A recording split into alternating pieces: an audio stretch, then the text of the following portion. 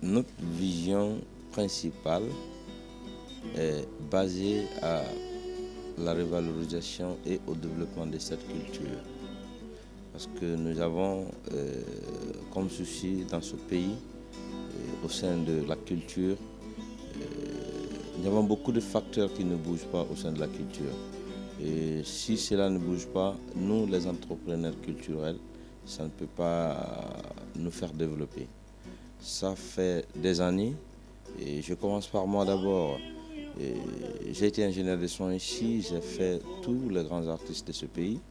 Et j'ai vu le problème de la musique guinéenne, c'est pas que de faire de la belle musique, mais plutôt c'est de s'appuyer sur les points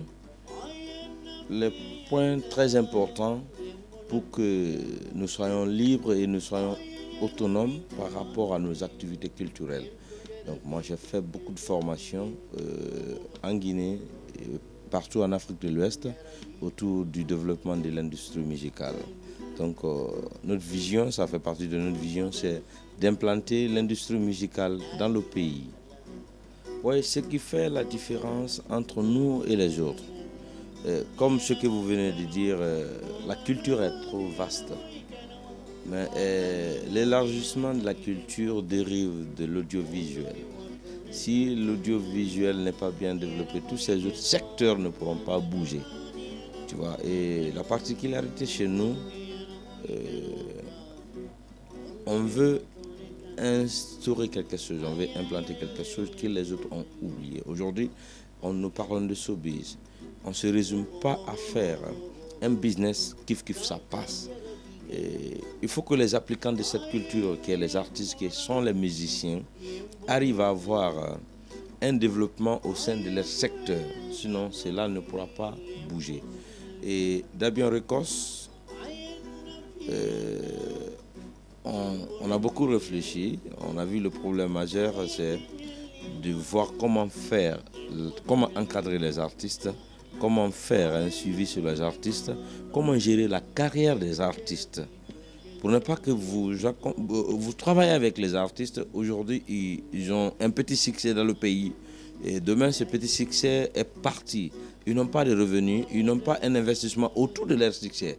Et demain, tu verras l'artiste là, il va tomber malade. Quand il tombe malade, il ne peut pas se soigner. L'État n'est pas là. L'État ne peut pas être là pour tout le monde. Tous ces artistes-là iront dans SOS. La particularité, c'est nous mettons un système pour que nous arrivions à gérer les artistes. On arrive à gérer la carrière des artistes. On n'est pas là à faire, c'est-à-dire un business kiff on se sépare. Mais nous faisons la gestion particulière pour les artistes pour que leur œuvre arrive à les satisfaire d'eux-mêmes, pour ne pas qu'on se met à appeler tous les jours SOS. Quand on n'est pas organisé, on ne pourra pas se développer. Et la première grande chose dans la vie d'un être humain, c'est la confiance. Il faut porter la confiance à ton partenaire. Si la confiance, quelqu'un qui n'a pas confiance en sa personne, il ne peut pas porter confiance à une autre personne. Un artiste, c'est une entreprise. Un artiste ne peut pas se faire gérer lui-même. Mais tu vois nos artistes en Guinée ici, il veut être compositeur, il veut être producteur, il veut être entrepreneur événementiel, il veut être son manager, il veut être le tout. Mais comment est-ce que lui, il va se développer?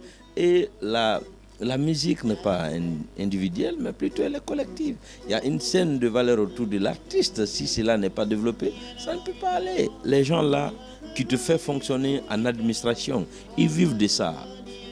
On fait un chronogramme annuel. Dans une année, tu as combien de concerts qui sera produit par toi-même? Il y a combien de projets? Il y a combien d'activités qui peuvent être source de revenus? Quand la somme là vient, on planifie ça pour l'artiste. On fait ça aux dépenses pour qu'il puisse faire quelque chose. Parce que l'argent de la musique, quand tu cailles par là, tu investis de l'autre côté. En cas, le jour où tu ne chantes pas, ce côté-là peut être une chose de revenu pour toi. Mais les artistes de ce pays veulent tous gagner, ils ne veulent pas partager, ils veulent... Je ne sais pas comment je peux expliquer. Ça ne peut pas faire développer un artiste. Les Youssou N'Dour, les Salif Keita, ils sont tous gérés par une structure. Et aujourd'hui, c'est des multimilliardaires à travers leur musique. Donc les choses ne peuvent pas venir au hasard. Il faut que les artistes acceptent. Il faut que les artistes acceptent d'être collaborés avec des structures. Il faut que nous, les jeunes Guinéens, on se donne la main. Si on ne se donne pas la main, ça ne peut pas marcher. Nous, selon nous, ça va marcher parce que nous avons une vision pour que ça marche. On a confiance à ce que nous faisons et puis ça va marcher. Mais il faut qu'on se donne la main parce que c'est la Guinée qui gagne.